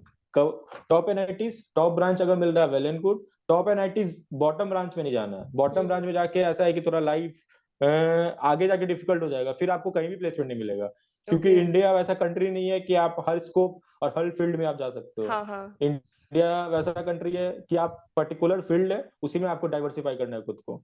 जी। तो तो ये अभी, चीज। हाँ, तो अभी मैं आपसे ये क्वेश्चन जानना चाहूंगी कि जैसे आपने अभी एनआईटी दुर्गापुर का नाम लिया कि वहां भी प्लेसमेंट अच्छा हुआ था, तो इस तरीके से आपके जो मान लीजिए कलीग होंगे कुछ ऑफिस में जो एनआईटी डिफरेंट डिफरेंट एनआईटी से आए होंगे, कुछ आपके फ्रेंड्स होंगे जो अलग अलग काउंसलिंग के टाइम पे अलग अलग जगह गए होंगे एनआईटीज में, तो जिनसे भी आपको बात होती हो या फिर आपका जो ओवरऑल जो चीजें व्यू है, तो आप बता सकते हैं कि कौन कौन सी एनआईटीज में प्लेसमेंट मैकेनिकल ब्रांच का अच्छा रहा है या फिर जिसमें भी कुछ भी हुआ हो। यहाँ पे मेरे साथ जो भी है वो मतलब लगभग बहुत सारे कॉलेजेस के हैं। अच्छा। मैं यहाँ पे एनआईटी त्रिची के लोग आए हुए हैं, वारंगल के हैं, हम्म दुर्गापुर के भी हैं, हम्म एनआईटी कुरुक्षेत्र के भी हैं, कालीकट कालीकट के भी हैं। तो हम्म यहाँ पे मिक्स ऑफ आपका एनआईटी इलाहाबाद के भी है, तो हम्म यहाँ पे मिक्स ऑफ हर एनआईटी से लोग आए हुए हैं। कुछ हम्म वहाँ से कुछ कम लोग हैं मैकेनिकल के, कुछ इलेक्ट्रिकल का परसेंटेज ज्यादा है, बट हम्म काफी लोग हैं यहाँ पे मैकेनिकल के। हम्म। तो ये है कि प्लेसमेंट मैकेनिकल का भी हुआ है, अच्छा। और हर कंपनी एनआईटी से हुआ है। हाँ मैक्सिमम आईटी से हुआ है। तो ये तो हम बोलेंगे कि आप सीसीएमटी काउंसलिंग कर रहे हो तो इस चीज का फोकस रखो, टॉप हम्म ब्रांच टॉप एनआईटीज, या लो ब्रांच लो एनआईटीज टॉप ब्रांच। तो हम्म। ये दो चीज इंपॉर्टेंट है। जी। तो चलिए, आपसे बहुत सारी चीजें यहाँ पे जानने को मिली और इवन मैं खुद शॉक्ड अभी मैं सारी चीजों को जब मिथ जो सुना था, जो अभी चीजें हैं, खैर मैंने कोई जज नहीं किया था, बट मुझे ये लगता था कि अगर मैकेनिकल ब्रांच में प्लेसमेंट नहीं है तो वो आईटी में स्विच करके प्लेसमेंट ले सकते हैं, मेरा हिसाब यही था अभी तक। और अभी हमें नई चीज ये जानने को मिली कि कोर ब्रांच से हाई पैकेजेस में आपका प्लेसमेंट हुआ है, आपके क्लासमेट का प्लेसमेंट हुआ है। तो आप ये क्वेश्चन, लास्ट क्वेश्चन है मेरा ये, और ये आप ये बता सकते हैं कि आपके क्लास में या फिर जो मैकेनिकल जो डिपार्टमेंट है ओवरऑल, तो आपको अगर कुछ भी नॉलेज हो कि मैक्सिमम पैकेज कितना रहा है और एवरेज और मिनिमम। मैक्सिमम पैकेज मैकेनिकल से था 10.5, हम्म हमारा डसॉल्ट डसॉल्ट का था, और हम्म एक steel Strips of India limited थी, ये हम्म दोनों का क्यूमुलेटिव मैक्सिमम था 10.5। हम्म उसके बाद महिंद्रा महिंद्रा ने 10 एलपीए दिया था। हम्म उसके बाद आप मारुति सुजुकी इंडिया लिमिटेड का 9.75 एलपीए था। हम्म। फिर बजाज ऑटो था 9.53। तो ओके। लाइक दिस वे हम ये बोल सकते हैं कि मीन पैकेज 7 एलपीए के अप्रॉक्स, 6 to 7 एलपीए के अप्रॉक्स था। हम्म। अगर आप एज अ क्यूमुलेटिव एवरेज अगर देखना चाहोगे तो। हाँ हाँ। और एक और बात है, पूरे मैकेनिकल से मतलब इंडस्ट्रियल प्रोडक्शन थर्मल और डिजाइन मिला के हम्म अप्रॉक्स 85 to 90% लोग प्लेस्ड हो गए थे। और जो नहीं प्लेस्ड हुए थे वो लोग किसी एग्जाम्स का तैयारी कर रहे थे डेडिकेटेडली, या पीएचडी उनको कर रहे पीएचडी थे। में ही उनको पीएचडी में ही जाना था, इसलिए वो प्लेसमेंट में नहीं बैठे। तो लगभग 80 टू 90, 85 टू 90% लोग प्लेस्ड हो गए थे ओके। एमएनआईटी जयपुर से। तो ये बहुत अच्छी बात है। और क्योंकि ऐसा नहीं था कि कोई बच्चा स्टूडेंट जो है वो प्लेसमेंट लेना चाह रहा है बट उसका हो नहीं रहा है, तो ऐसा कुछ भी सिनेरियो नहीं था, सबको प्लेसमेंट मिला था। बट ये था कि हर किसी की जो चॉइस थी, किसी को गवर्नमेंट एग्जाम में जाना है तो वो अपना तैयारी करके जो भी उसका जो भी चॉइस था उसने वो किया, और किसी का ये था कि पीएचडी में जाना है तो उन्होंने पीएचडी चॉइस किया। बाकी ऐसा एग्जैक्टली किसी का भी मतलब ये चीज नहीं था कि हमें जाना है बट हमें अपॉर्चुनिटी नहीं मिल रही या फिर हम उस चीज पे नहीं जा पा रहे हैं, तो ऐसा कुछ भी नहीं था। तो आप कोर ब्रांच में अच्छे से अच्छा प्लेसमेंट ले सकते हो, चाहे वो एमएनआईटी जयपुर हो या फिर एमएनआईटी इलाहाबाद हो या फिर दुर्गापुर हो, कहीं से भी किसी भी एनआईटी में आप हो, अच्छी ब्रांच ले रहे हो तो आप ले सकते हैं। तो हमारी ओमकार से यही बात हुई है, और मुझे लगता है कि ओमकार ने बहुत अच्छे से जो एक्सप्लेन किया है, ये खुद मतलब बहुत ही अच्छी, बहुत प्राउड फील मतलब मुझे हो रहा है एमएनआईटी जयपुर को लेकर के, क्योंकि अभी तक मैं सीएसई के लिए बहुत प्राउड फील करती थी कि अरे हम लोगों के पास, हर एक इंसान के पास, हर एक स्टूडेंट के पास सीएसई में 3-3 ऑफर्स है, ये है। याद है जब मेरा तुमसे बात हुआ तो मैं तुमको बोल रही थी कि मेरा सैमसंग में भी ऑफर है, इसमें भी, जेनपेक्ट में भी है। एग्जैक्टली। तो वो सब जो खुशी होती है ना, वो मैंने एक्सप्लेन की, एक्सपीरियंस शेयर किया यूट्यूब में। बट मैकेनिकल का मुझे आज मौका मिला और सच में मैं बहुत अच्छा फील कर रही हूँ। और मुझे लगता है बहुत सारे बच्चों का जो डाउट होगा वो क्लियर हो चुका होगा। तो हम यहीं पे अपना जो सेशन है यहाँ पे खत्म करते हैं। और thank you so much Omkar, तुम यहाँ पे आए और चीजों को शेयर किए, बहुत अच्छा लगा। और सबसे अच्छे लगने की बात यह है कि सारी चीजें नॉलेज मिली, और बहुत सारी एनआईटी से प्लेसमेंट कैसा है क्या नहीं, आजकल जो सिनेरियो चल रहा है प्रेजेंट वाला, तो उससे वो चीज हमें नॉलेज यहाँ पे मिली। तो बहुत बहुत एग्जैक्टली। बहुत धन्यवाद आपका, बहुत बहुत बहुत धन्यवाद। Thanks, Nulu, for contacting. It's like a pleasure for me to share the experience, interview Mhm. experience, Yeah. with our upcoming generation, like that I can say. So it was pleasure for me. Thanks a lot. Okay. Thank you so much. Okay, Okay. Bye bye. okay. Bye.